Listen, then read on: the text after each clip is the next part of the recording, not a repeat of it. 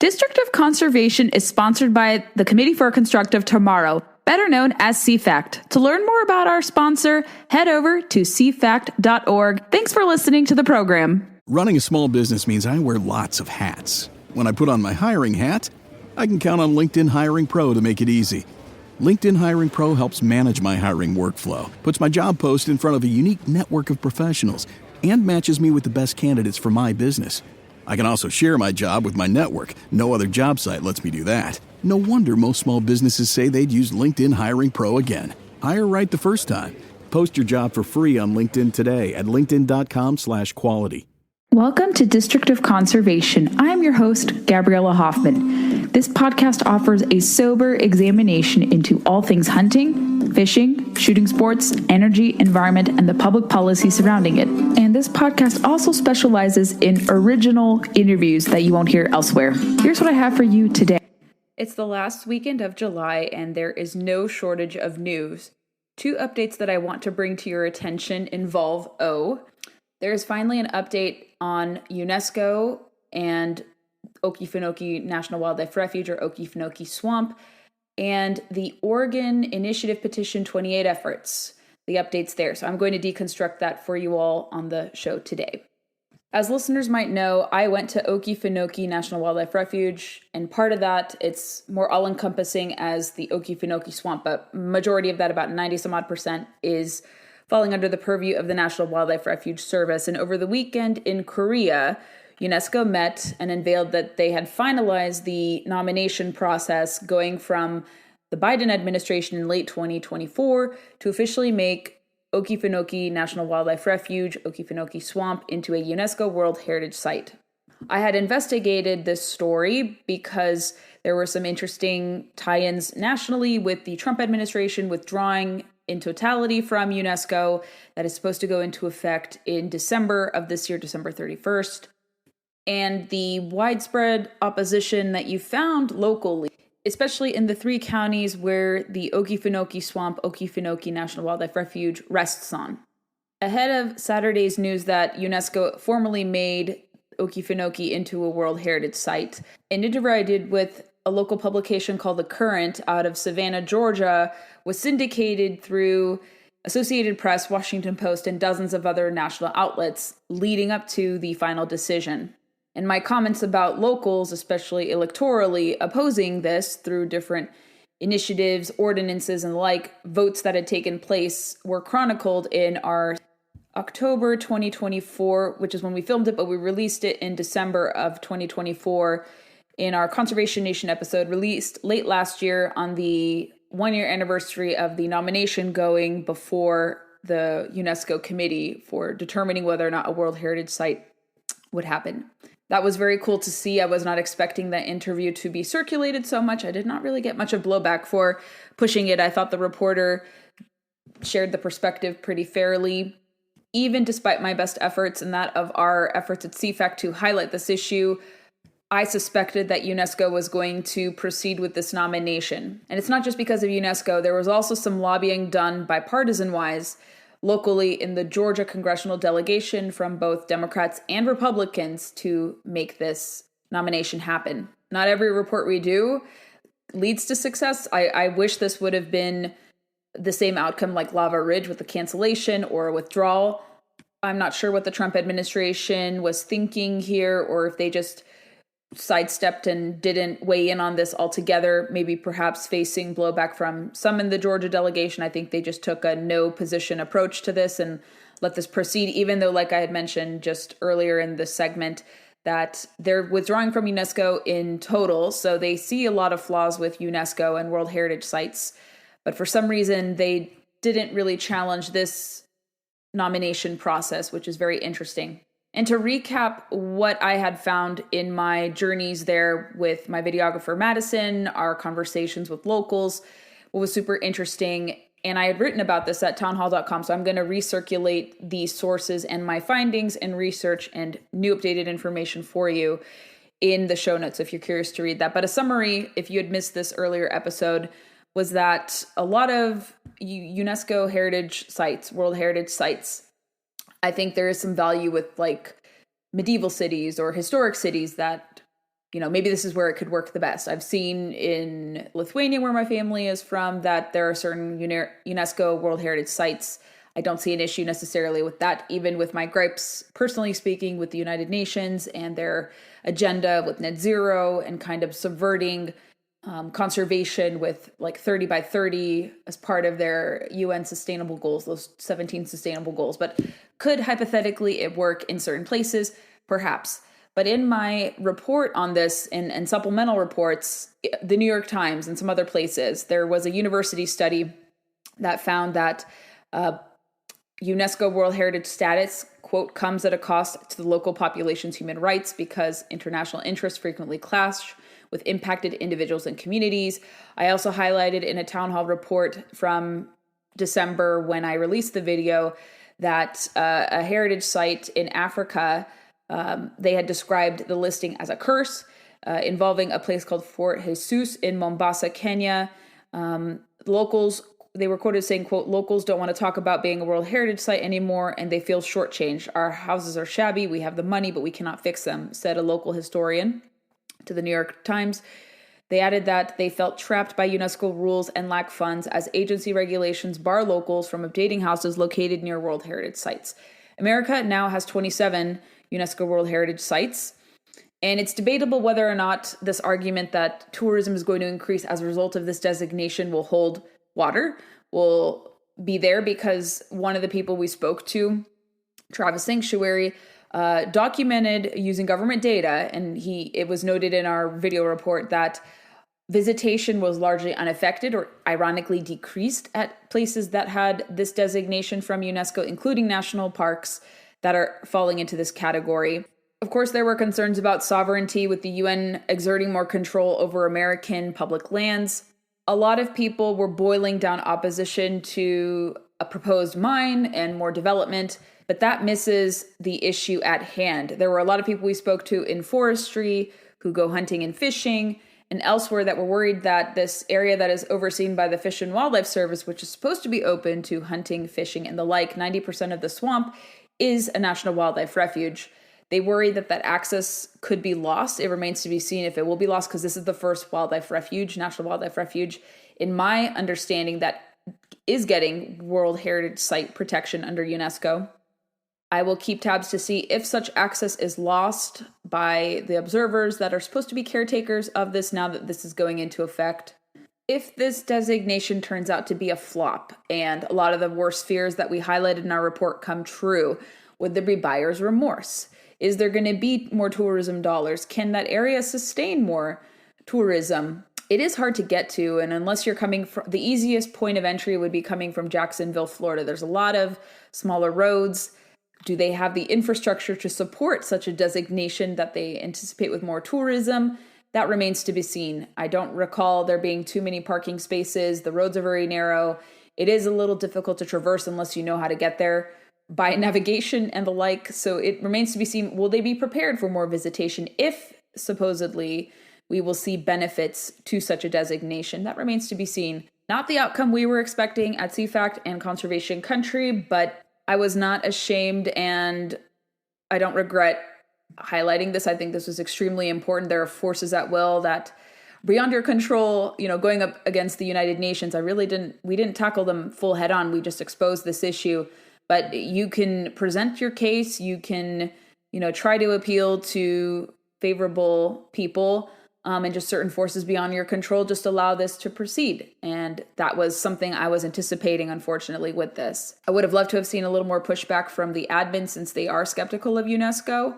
Perhaps they didn't want to anger people in Georgia. Georgia is a very politically important state. A lot of people outside of the 3 counties were lobbying for this. A couple members of Congress, the senators, were lobbying for this. I'm not sure what to make of the non-stances that were of the admin, but they should have heard the appeals of the locals who are largely in their constituency.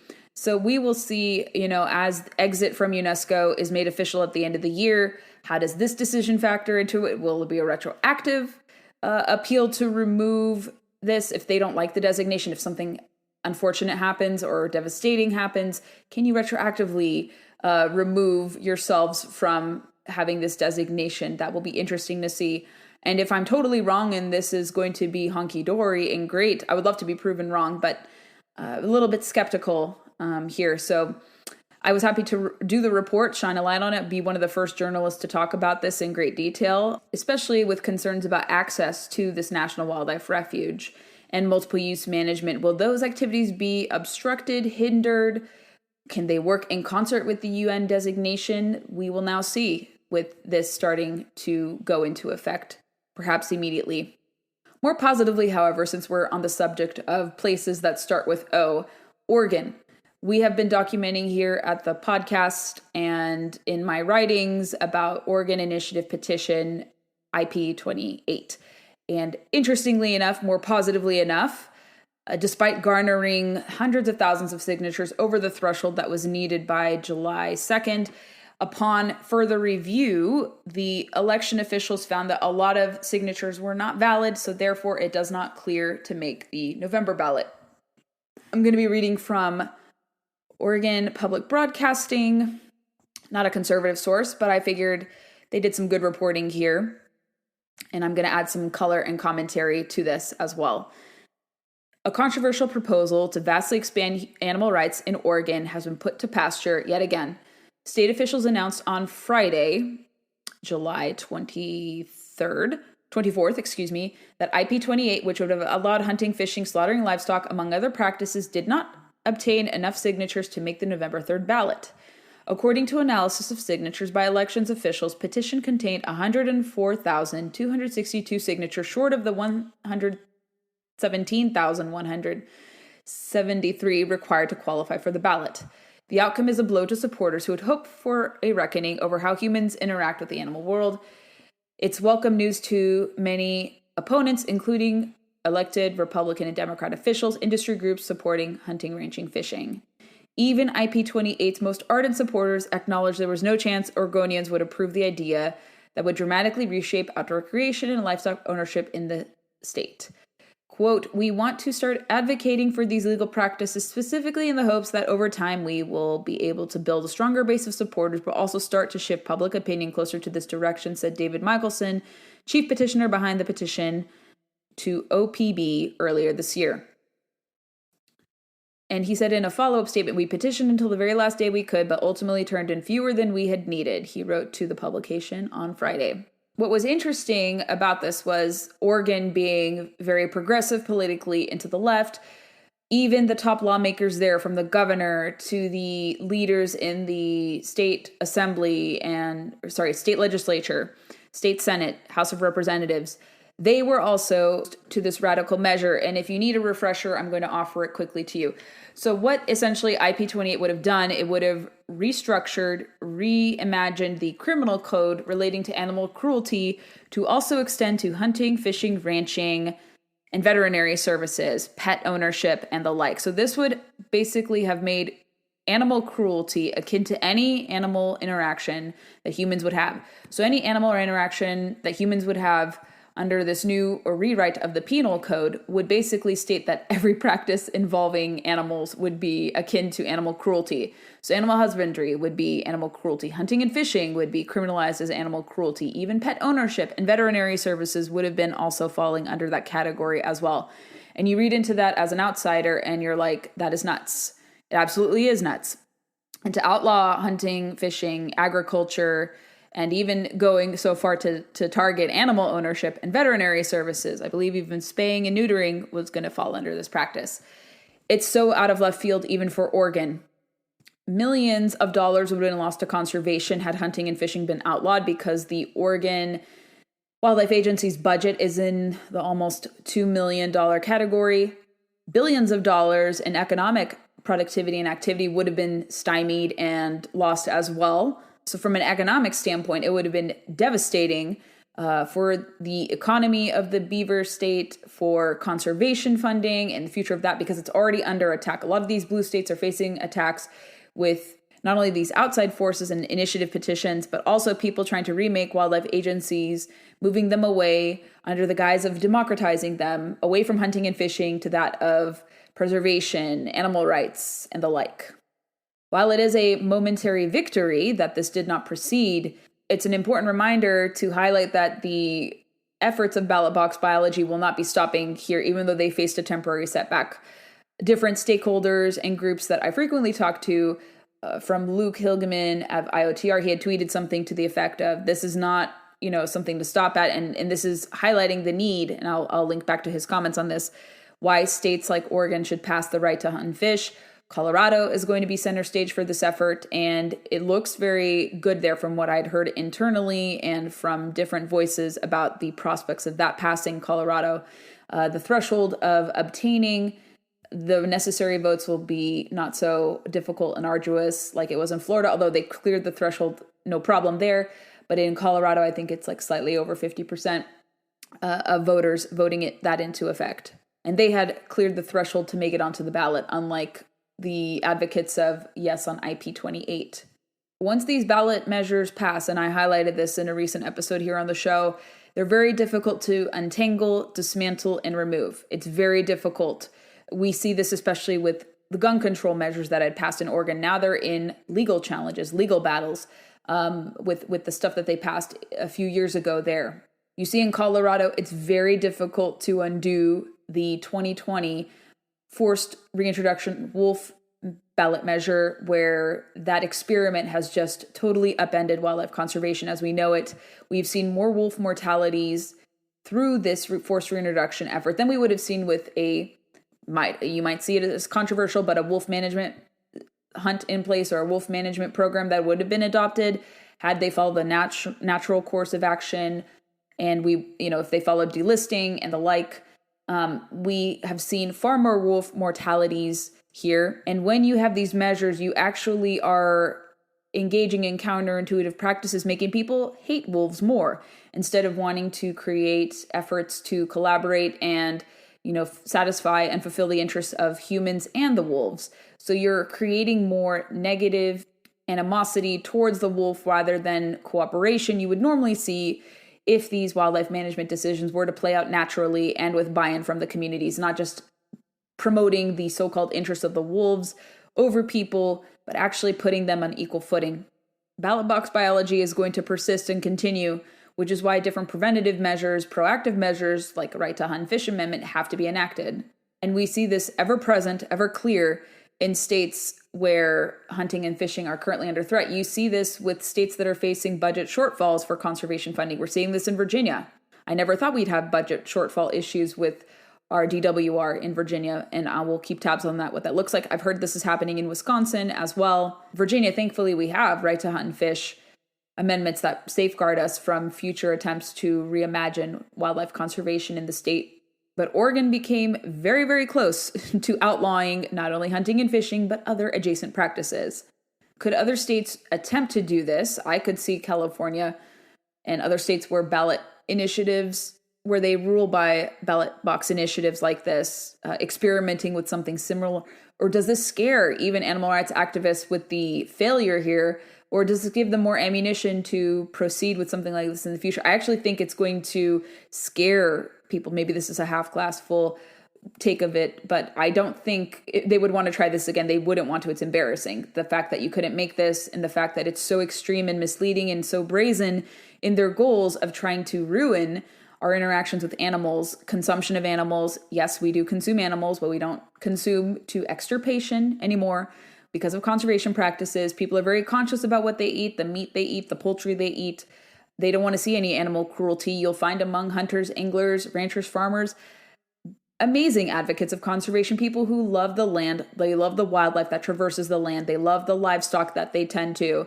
It's not an either or situation. And that's been the constant theme of this podcast here, drawing that connection, showcasing that you don't have to have one extreme or another here. And this is why conservation, the wise use of natural resources with hunters, anglers, farmers, ranchers at the forefront as key stakeholders is extremely important and has to continue. If we lose our footing here and cede this battle to these nefarious actors, conservation as we know it will be jeopardized and could be threatened and possibly endangered. It's not hyperbole. It really is true. Like, we were very close to seeing this outlawed in Oregon. Could you imagine had this proceeded?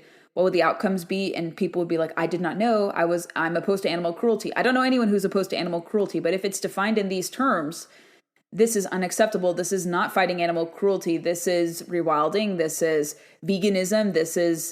These are practices that are antithetical to conservation. This is preservation, and preservation is antithetical to conservation.